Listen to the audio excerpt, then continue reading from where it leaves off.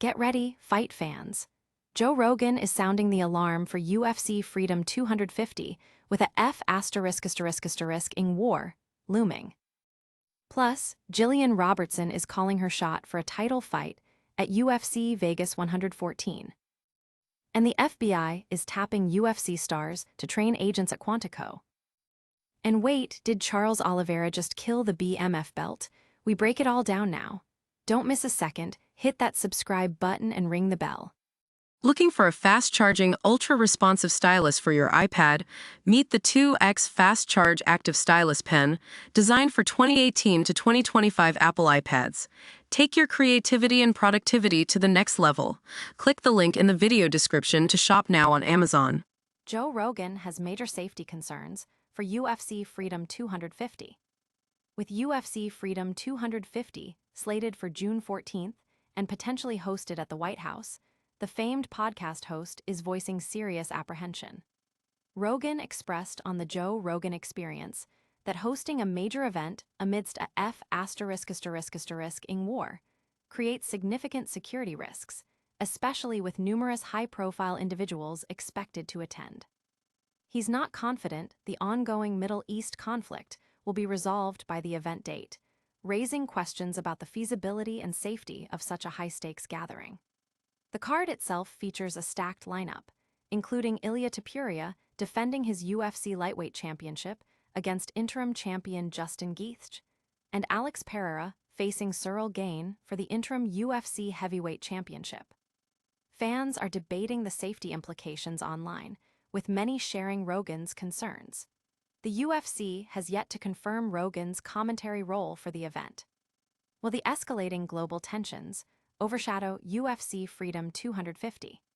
Stay tuned as we reveal how the FBI is bringing the octagon to the training grounds. Gillian Robertson believes her upcoming fight is a title eliminator.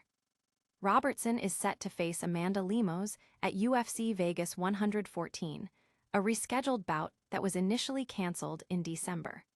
Robertson sees this matchup as a critical step towards a potential strawweight championship opportunity. She highlighted Lemos's aggressive striking style, noting that such aggression can create openings for her own submission game. With a win, Robertson anticipates it will be her 5th consecutive victory, and given her UFC records for most finishes and submissions by a woman, she feels a title shot would be well-deserved. She specifically called out Mackenzie Dern, suggesting their grappling prowess would make for a highly anticipated title fight. Fans are buzzing about the potential title implications and the clash of styles between Robertson and Lemos. The possibility of a showdown with Mackenzie Dern for the belt has generated significant excitement. Can Robertson's submission skills overcome Lemos's striking power for a title shot? Next, we go behind enemy lines as UFC fighters train the FBI.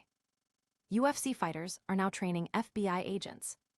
In an unprecedented move, several prominent UFC stars, including Chris Weidman, Jorge Masvidal, and Michael Chandler, are set to train FBI agents at the FBI Academy in Quantico, Virginia.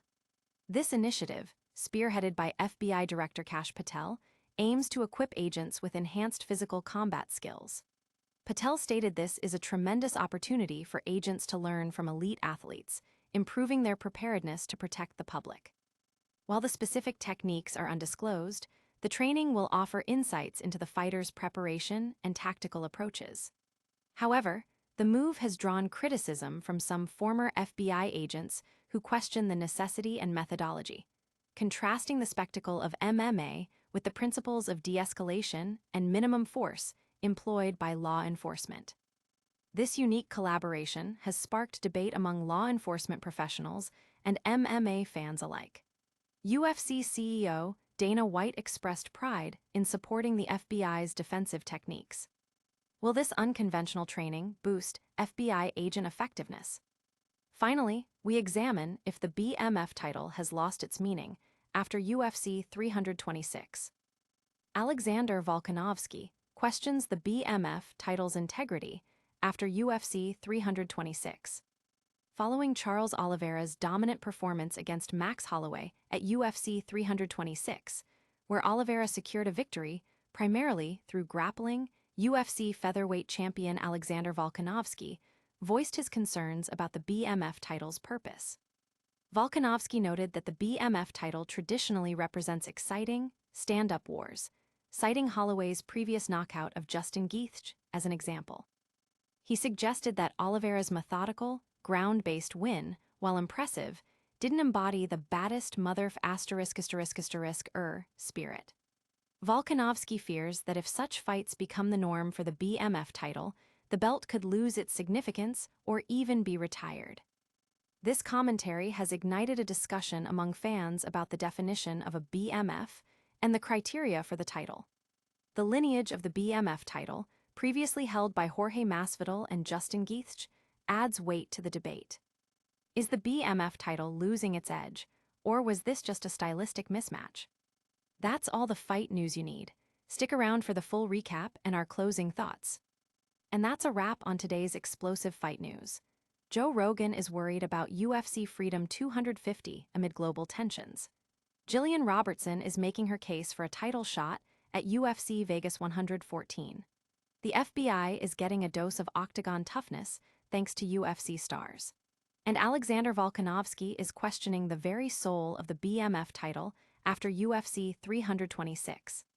Don't forget to like this video, subscribe to our channel for all the latest fight updates, hit that notification bell so you never miss a moment, drop a comment with your thoughts on today's stories, and follow us on all our social channels.